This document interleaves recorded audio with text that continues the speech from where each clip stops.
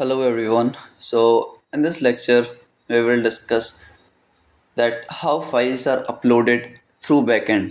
ठीक है कि backend में फाइल अपलोडिंग कैसे परफॉर्म होती है। अब इस चीज़ में आगे बढ़ने से पहले मैं ये बताता हूँ कि फॉर एग्जांपल आप इमेजिन करो। इमेजिन क्या करो, मैं दिखाता हूँ डायरेक्टली आपको। मुझे रिज्यूमे चेकर करना है, ठीक है, कि मेरा रिज्यूमे सही है या नहीं। मैं बस एक लाइव एग्जांपल दे रहा हूँ आपको।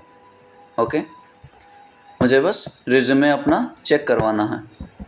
तो आप ये देख रहे हो, ये ड्रॉप योर रिज्यूमे हेयर करके जो आ रहा है, यहाँ पे जब मैं क्लिक करूँगा ना तो ये मेरा खोल देगा, ये मेरा लोकली जो फोल्डर्स हैं वो खोल देगा और यहाँ से मैं अपना जो भी रिज्यूमे है वो मैं ओपन कर दूँगा और यहाँ अपलोड हो जाएगा।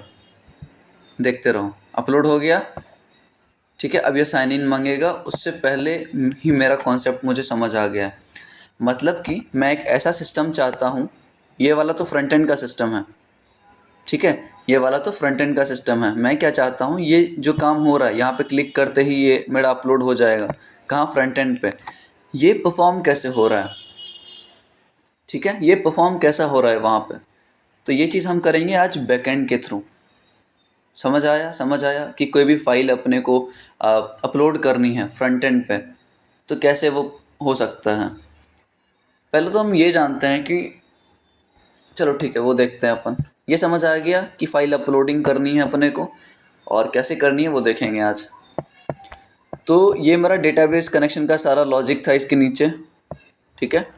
अब सबसे पहले मैं ये बताता हूँ ना, यहाँ परफॉर्मिंग, जब भी आप कोड करो ना तो एक लाइन में एटलीस्ट ये लिख दो कि व्हाट वी आर परफॉर्मिंग, कि क्या करने वाले हैं और उसका जगह, कि मैं सबसे टॉप पे अभी फाइल अपलोडिंग करवाने की कोशिश कर रहा हूँ। लॉजिक तो कहीं भी लिख सकते हो, लेकिन बाद में जब हम ऑर्गेनाइज्ड वे में सारा फोल्डर बना के करेंगे ना तो उसमें ज़्यादा अपने को हेल्प मिलेगी और समझ आएंगी चीज़ें। अब क्या परफॉर्म कर रहे हैं हम? Performing file uploading. File uploading, अब देखो फाइल अपलोडिंग में सबसे पहली चीज़ क्या आती है? We will be using a library called multer. अब आपको ये लाइब्रेरी दिमाग में बिठा के रख लेनी है। क्या नाम है इस लाइब्रेरी का, इस पैकेज का? इसका नाम है मल्टर, MULTER। और इसका काम क्या है? इसका काम है फाइल अपलोडिंग में हेल्प करना, ठीक है। फॉर एग्जाम्पल, मुझे खाना बनाना नहीं आता। ध्यान से सुनना, मुझे खाना बनाना नहीं आता लेकिन मैं चाहता हूँ बहुत ही डिलीशियस खाना बनाऊँ खुद के लिए। तो क्या करूँगा मैं? या तो यूट्यूब से देख के करूँगा, क्या पता अच्छा बने ख़राब बने। और सेकंड चीज़ है ना, मैं एक ऐसे कुक को हायर करूँगा जो मुझे सबसे बेस्ट खाना बना के दे सके, ठीक है। तो वो चीज़ हम क्या कर सकते हैं ना, मल्टर के थ्रू कर सकते हैं कि मल्टर क्या करेगा, हेल्प करेगा मुझे फाइल अपलोडिंग में बहुत ही ज़्यादा। समझ आ गया अपने पास? ठीक है। अब सबसे पहले इंस्टॉल करो इस लाइब्रेरी को। कैसे करेंगे? npm install multer. ध्यान से देखना, अब ये जो मल्टर है ये आएगा कहाँ से जब हम इंस्टॉल करेंगे? इंस्टॉल कैसे करेंगे? npm i मल्टर, ठीक है। अब ये जब हम इंस्टॉल करेंगे ना, ये कहाँ से आएगा? अगर आपने मेरी लेक्चर्स पहले से देख रखी हैं तो मैंने ऑलरेडी बताया, ये जो भी लाइब्रेरीज हम करते हैं वो npmjs.com से आती है, ठीक है। npmjs.com एक ऐसी वेबसाइट है जहाँ से सारा पैकेज, सारा लाइब्रेरी फाइल्स अपने को मिल जाती है। समझ आ गया? तो यहाँ पे मैं npm इंस्टॉल मल्टर परफॉर्म करूँगा अपने टर्मिनल में। लिखा मैंने मल्टर, एंटर दबाओ और ये इंस्टॉलेशन तुरंत हो जाएगा, कोई दिक्कत नहीं अपने को, ठीक है। अब क्या करना है, प्रोसेस समझो। मैं पहला प्रोसेस क्या करूँगा, उसको इंपोर्ट करवाऊँगा। लेकिन इंपोर्ट हम फ्रंट एंड में बोलते हैं, बैक एंड में इंपोर्ट को हम क्या बोलते हैं? रिक्वायर। ध्यान से सुनना, बैक एंड में हम इंपोर्ट कर रहे हैं, कुछ भी कहीं से फेच कर रहे हैं तो उसको क्या बोलेंगे? रिक्वायर करवाना। तो यहाँ लिखेंगे हम कॉन्स्ट। अब एक बात बस, हम यहाँ कॉन्स्ट ही क्यों लिखते हैं? यहाँ पे देखो आप, कॉन्स्ट कॉन्स्ट कॉन्स्ट हर जगह मैं यही लिख रहा हूँ, ठीक है। मैं कुछ भी लिख सकता हूँ यहाँ पे, चलो लेट लिख देता हूँ, let multer is equal to require multer, ये भी सही है। लेकिन यहाँ जब आप जावास्क्रिप्ट की कॉन्सेप्ट लगाओगे ना, ये जावास्क्रिप्ट का पार्ट है लेट कॉन्सोल वेयर। ये ब्लॉक एक होता है ब्लॉक स्कोप, एक होता है ग्लोबल स्कोप, ठीक है। तो ये दोनों में जब हम जावास्क्रिप्ट पढ़ेंगे तो काफ़ी डिटेल में मैं बताऊंगा, ठीक है। तो स्कोपिंग का खेल है बस, इसलिए हम कॉन्स्ट यूज़ करते हैं मेनली, ठीक है। तो const multer is equal to require multer. मैंने क्या करा, अपने लोकली में क्या रिक्वायर कर लिया, इंपोर्ट किया हूँ मल्टर लाइब्रेरी को। कहाँ से इंपोर्ट होगा, npmjs.com से इंपोर्ट कर लिया। अब मैं जो जो लिखूँगा वो आपको ध्यान से स्टेप बाय स्टेप लिखते जाना। अब मैं लिखूँगा const uploads is equal to multer, ठीक है। और ये मल्टर क्या है ना, मल्टर एक मान के चलो एक मेथड है, ठीक है। और ये एक आर्ग्यूमेंट लेता है। आर्ग्यूमेंट किस फॉर्मेट में लेगा, ऑब्जेक्ट के फॉर्मेट में। ध्यान से देखना, मल्टर क्या है, एक मेथड है और इसको हम अपलोड वाले इसमें रख रहे हैं, वेरिएबल में रख रहे हैं। ये एक आर्ग्यूमेंट लेता है ऑब्जेक्ट के फॉर्म में। आर्ग्यूमेंट में क्या लेगा, डेस्टिनेशन TEST, कि कहाँ आपको रखना। मैं बोल रहा हूँ कि भाई मल्टर भाई मुझे अपना फ़ाइल अपलोडिंग करनी है और मैं लोकली फ़ाइल को अपलोड करना चाहता हूँ, और कहाँ वो पूछेगा ना कि भाई रखना कहाँ है आपको, तो उसको डेस्टिनेशन दे दूँगा मैं।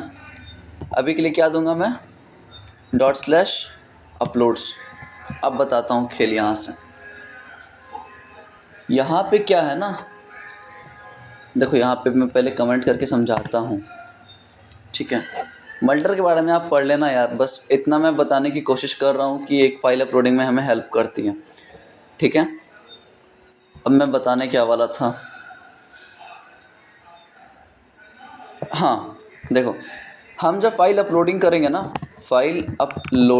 ना, तो हम कहाँ कहाँ कर सकते हैं वो अपलोड। मतलब अपलोड तो ऑब्वियसली फ्रंट एंड पे होगा, लेकिन बैक एंड पे कहीं तो सेव करोगे ना उस चीज़ को। जैसे मैंने रिज्यूमे वाले पे, जैसे मैंने यहाँ वापस खोल लेता हूँ मैं, जैसे मैंने रिज्यूमे वाले पे यहाँ क्लिक करा, मैंने रिज्यूमे अपलोड कर दी, तो अगर मेरा साइन इन होगा तो मेरा रिज्यूमे कहीं तो स्टोर होगा ना, सर्वर पे या डेटाबेसेस में, ठीक है।